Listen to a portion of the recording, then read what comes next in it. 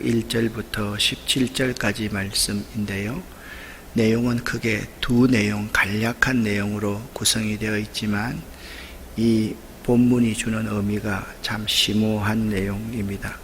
오늘 이 새벽 하나님께서 우리에게 주시는 말씀은 역대하 3장 1절 말씀, 여러분과 제가 함께 합독하겠습니다. 솔로몬이 예루살렘 모리아 산에 여호와의 전 건축하기를 시작하니 그곳은 전에 여호와께서 그의 아버지 다윗에게 나타나신 곳이요 여부스 사람 오르난의 다장마당에 다윗이 정한 곳이라. 아멘.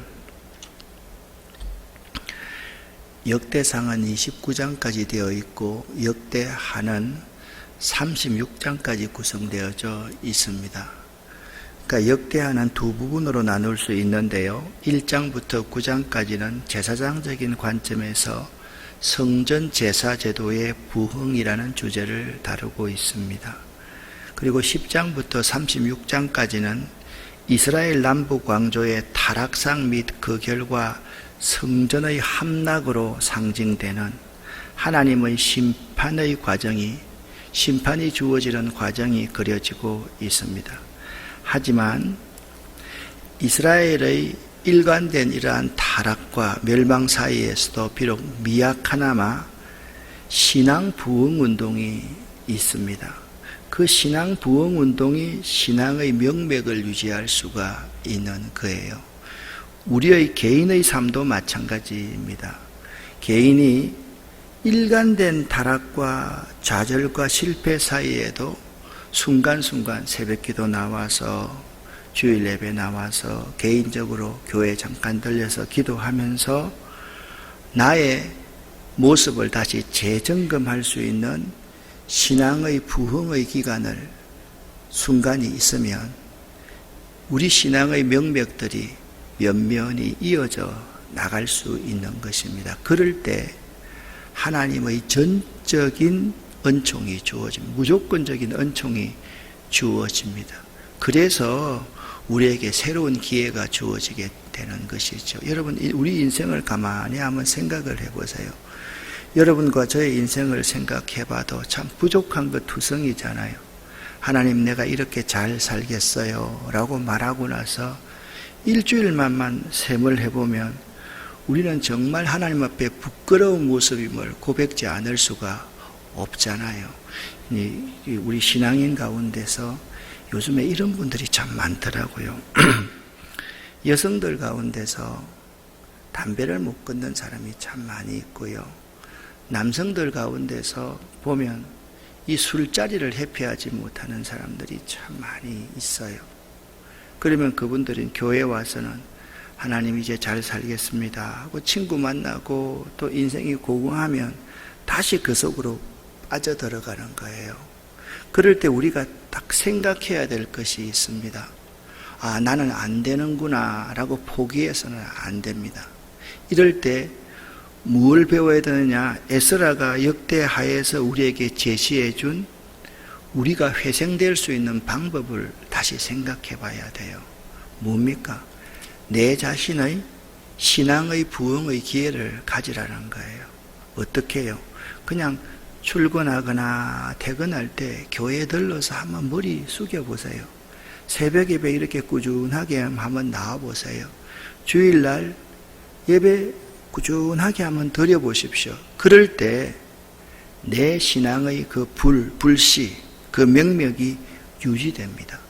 그런 순간순간이 계속되면 어느 날 나도 모르게 하나님의 무조건적인 은총이 주어지는데요. 이스라엘 백성들이 포로로 끌려가가지고 하나님의 성전을 무시하고 하나님 성전 제사를 무시한 결과 이스라엘 백성들이 바벨론으로 포로로 끌려갔잖아요.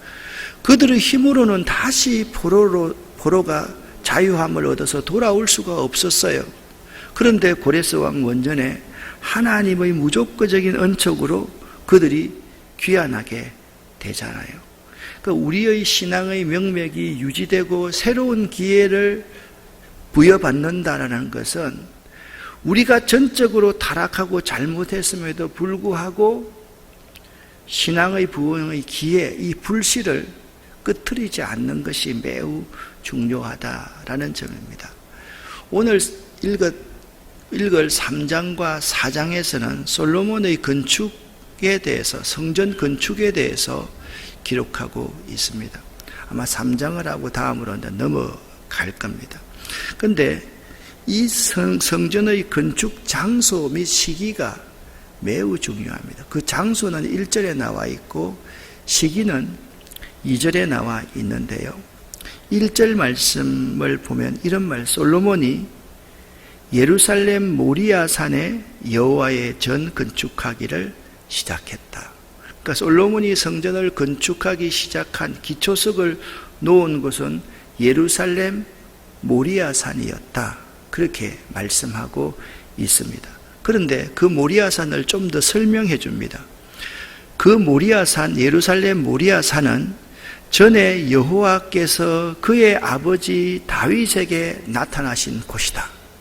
두 번째, 그의 아버지 다윗이 여부수의 사람 오르난에게서 은 50을 주고 산 땅이다. 오르난의 타작마당에 다윗이 정한 곳이라. 그의 아버지 다윗이 돈을 대가를 지불하고 산 곳이다. 그렇게 말씀하고요. 그 장소가 예루살렘 모리아 산이다 라고 말씀하고 있습니다. 그런데 여호와의 전 건축하기를 시작했던 때가 언제냐? 2절 말씀해 보니까 솔로몬이 왕위에 오른 지 4년 차였다. 4년 차 둘째 달 둘째 날에 건축을 시작했다라고 그렇게 말씀하고, 이 1절과 2절은요 역대기를 기록한 이 에스라, 학사 에스라에게는 매우 중요한 관점입니다. 왜냐하면 그 장소의 의미와 그 시기가 너무나도 중요하기 때문에, 그런 학사였습니다. 그래서 너무나도 중요한 거예요. 그래서 1절과 2절을 좀 더 세부적으로 여러분과 함께 살펴보도록 하겠습니다. 2절입니다. 솔로몬 왕이 즉위한 지 제4년 2월 2일에 성전이 착공되었는데, 이때는 이스라엘 백성들이 애굽에서 출애굽한 지 480년 되는 해였습니다. 그래서 주전 966년에 솔로몬 왕이 성전을 위한 기초석을 놓았다. 그렇게 말씀하고 있습니다. 애굽에서 그들이 400년 동안 종노릇 할 것이다. 그러니까 400년 동안의 이 400이라는 개념으로 종노릇해서 그들이 해방이 되고 구원이 되잖아요. 구원되어서 그들이 제일 먼저 해야 될 일이 뭐냐? 하나님의 성전이에요. 이 구약에서 여러분 성전이라는 의미는 어떤 의미가 있다라고 말씀을 드렸어요. 하나님이 임재하시는 곳, 하나님과 그곳에서 만나는 곳이 성전이었습니다.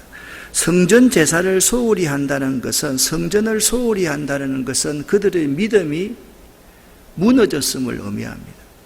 하나님의 성전을 사랑하는 것은 그들의 믿음 이 자체가 돈독하다는 사실입니다. 시편에서 이렇게 말합니다. 예루살렘을 사랑하라. 예루살렘을 사랑하는 자는 형통하리로다. 아멘. 그런 말씀이 기록되어져 있습니다. 왜 예루살렘을 사랑해야 됩니까? 그 건물을 사랑해야 됩니까?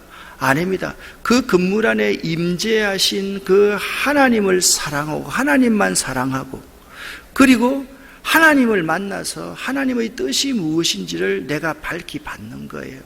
그 율례와 법대로 행하는 것이죠. 그런 의미에서 이 성전 건축의 시작이 출애굽 이후에 480년에 시작되었다는 의미는 매우 중요한 의미이죠. 그리고 성전이 세워진 곳은 예루살렘 모리아 산인데, 예루살렘 모리아 산은 어떤 곳이었습니까? 아브라함이 그의 독자 이삭을 제물로 바치려고 했던 곳입니다. 그러니까 이 말씀은요, 성전 건축이 이스라엘 민족의 시작이었던 아브라함 때부터 하나님께서 예정하셨다라는 사실을 우리에게 가르쳐주고 있는 거죠. 그냥 아무 때나 해서 성전을, 교회 성장하기 위해서 이곳에 성전을 지어야 됩니다, 이런 의미가 아니라는 거죠. 하나님을 진심으로 만나고 그 만난 하나님의 그 뜻을 받아서 이 땅에 하나님의 나라를 세워가기 위한 곳이 성전이라는 것이죠. 그리고 세 번째, 뿐만 아니라 그곳은 다윗이 여부수 사람 오르난으로부터 은 50세겔에 사들인 타작마당이라는 거죠. 그러니까 여러분, 성전을 건축하는 데 있어서 반드시 뭘 지불해야 된다? 대가를 지불해야 된다라는 거예요. 오늘날 사실 제가 볼 때는 그렇습니다. 한국 교회가 축복받지 못하는 것은 두 가지 이유가 있는 것 같아요. 목회자들이나 교회 당회가 사사로운 마음으로 성전을 건축한다는 것, 그것이 첫 번째 잘못이고요. 그래서 성전 건축을 하기 전에 어떤 교회는 직분자를 세운대요.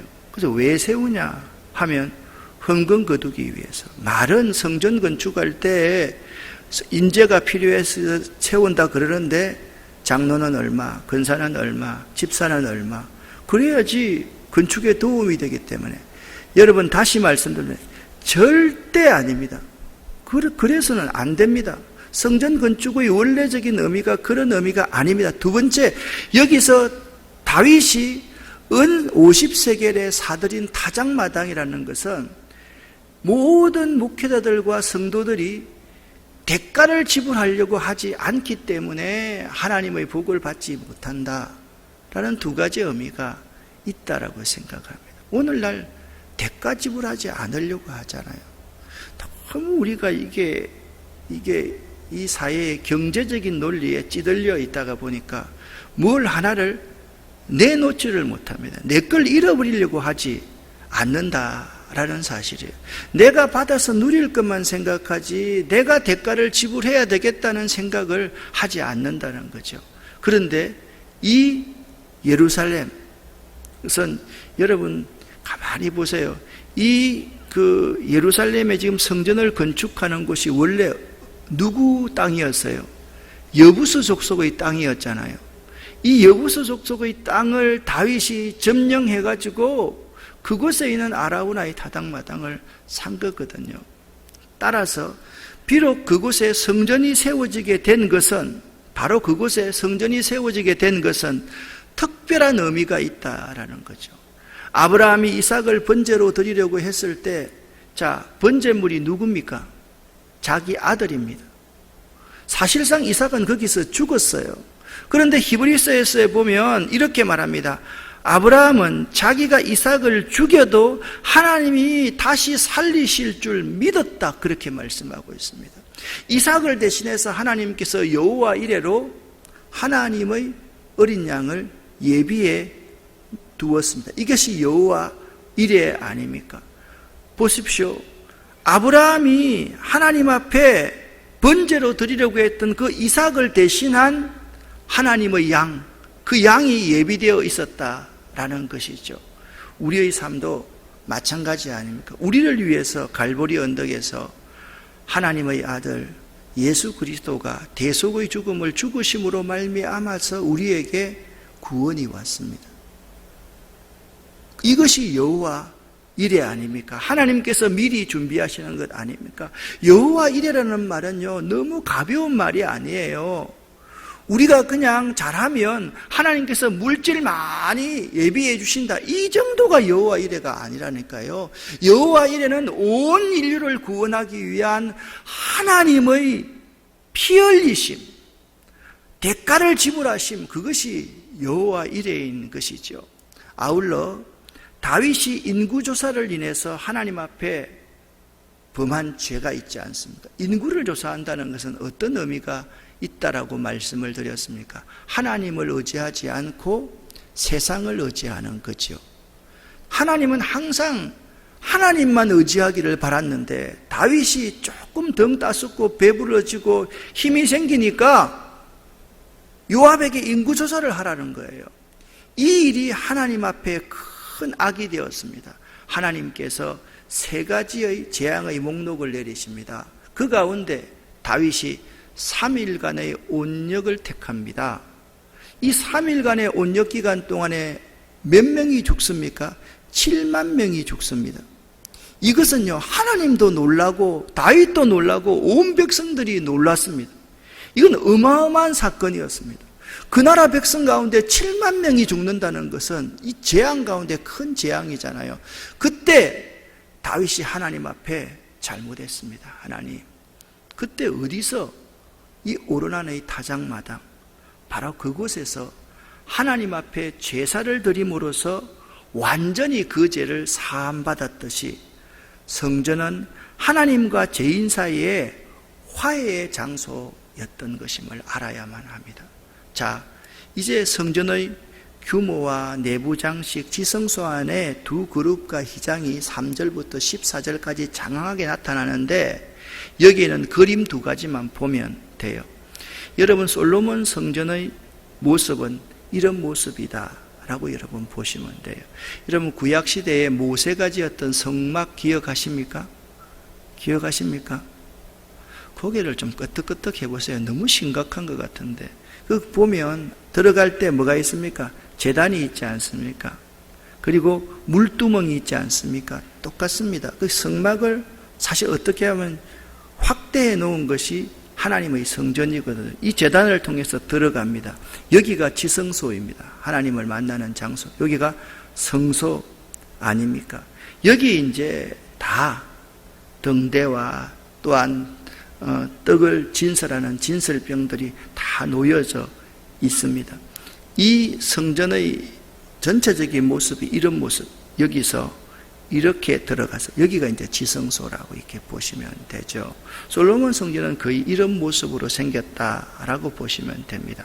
그런데 이 솔로몬이 성전을 건축하는 이 예루살렘 이곳이 성전을 건축하기 시작합니다. 근데 이 성전 건축은 아무렇게나 하면 안 되는 것이에요.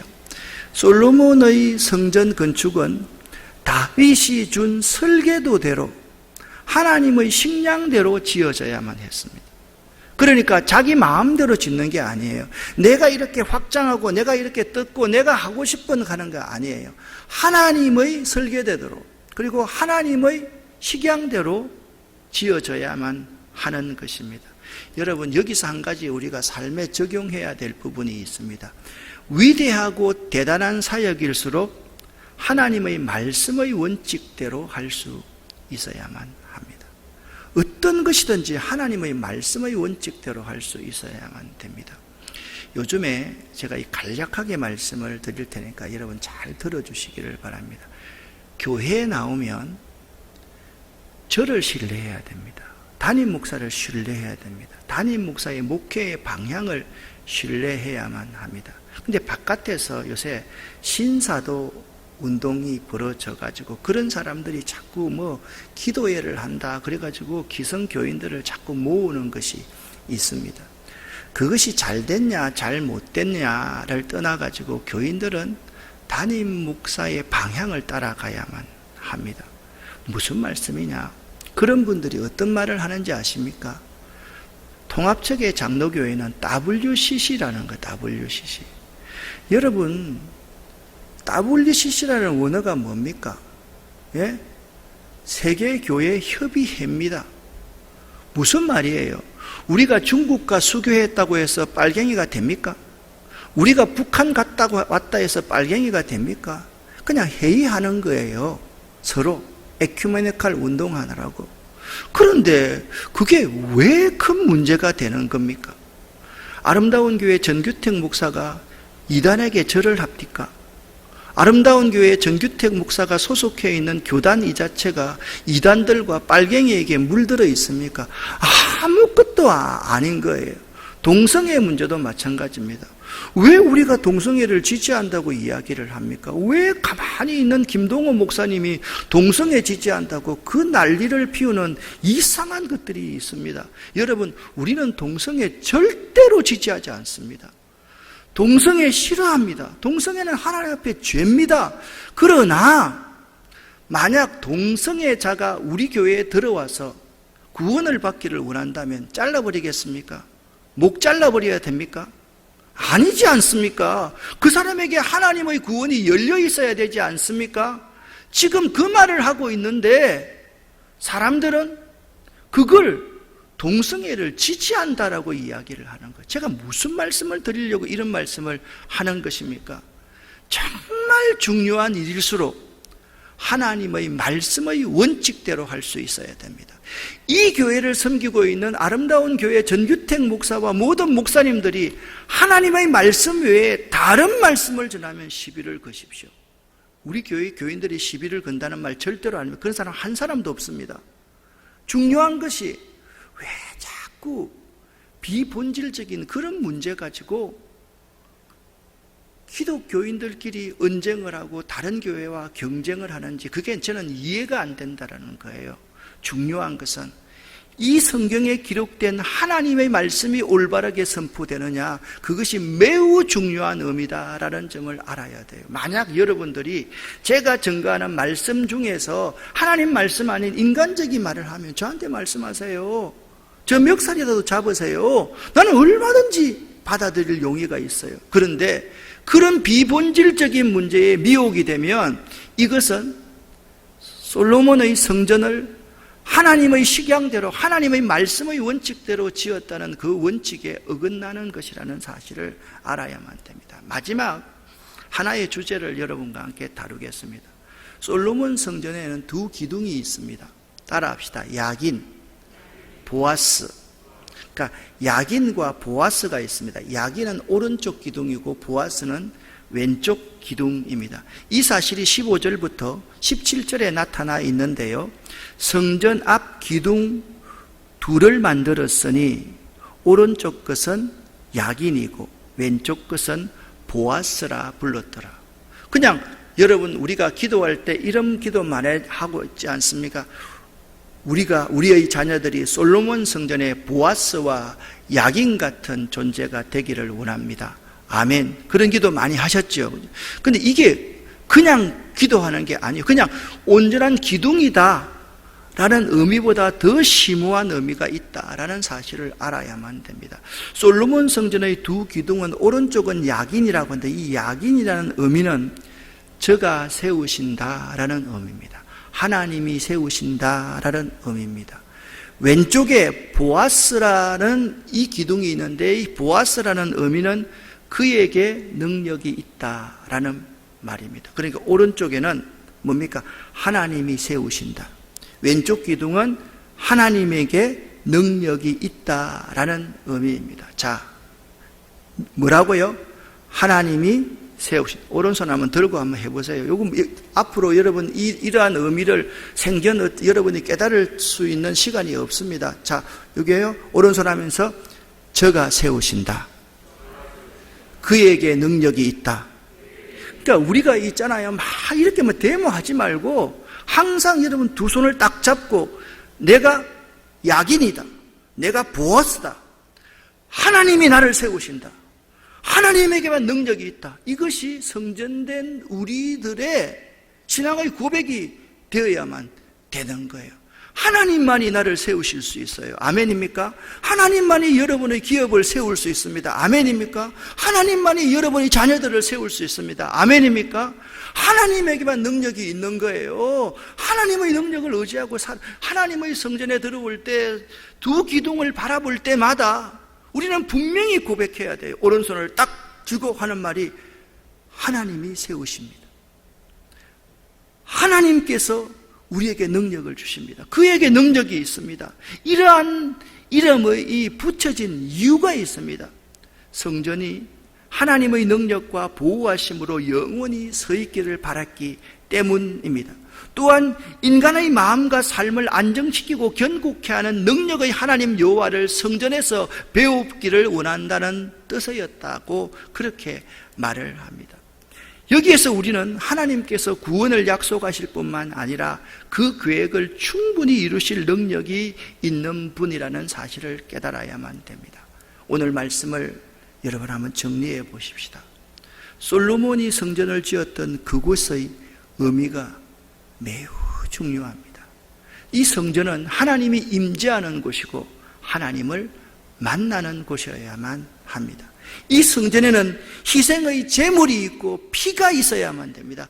용서와 화해가 있어야만 됩니다. 이 성전 안에서 어떠한 다툼도 있어서는 안 되고, 이 성전은 허물을 덮어주는 곳이 되어야 된다라는 사실을 알아야만 됩니다. 자, 오른손을 제가 들었습니다. 뭡니까? 저가 세우신다. 왼쪽에는요, 그에게 능력이 있다. 꼭 기억하는 여러분 되시기를 예수 이름으로 간절히 축원합니다. 기도하겠습니다. 살아계신 하나님 아버지여, 하나님이 나를 세우시는 분이십니다.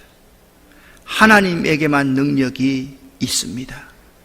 이 성전이 아라우나의 타작마당, 아브라함이 독자 이삭을 드리는 모리아산이 되기를 원합니다. 우리들이 그러한 자가 되기를 원합니다. 이 교회 가운데 아픈 분들, 실패한 분들, 또한 소외된 분들라도 많이 있습니다. 그들을 하나님 치료하여 주시옵소서. 하나님 아버지, 교회들이 분열되지 않기를 원합니다.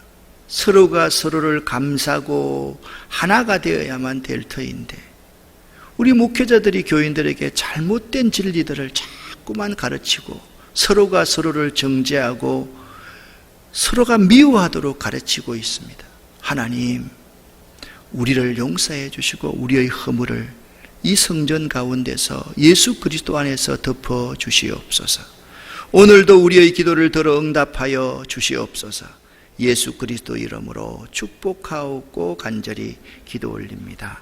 아멘.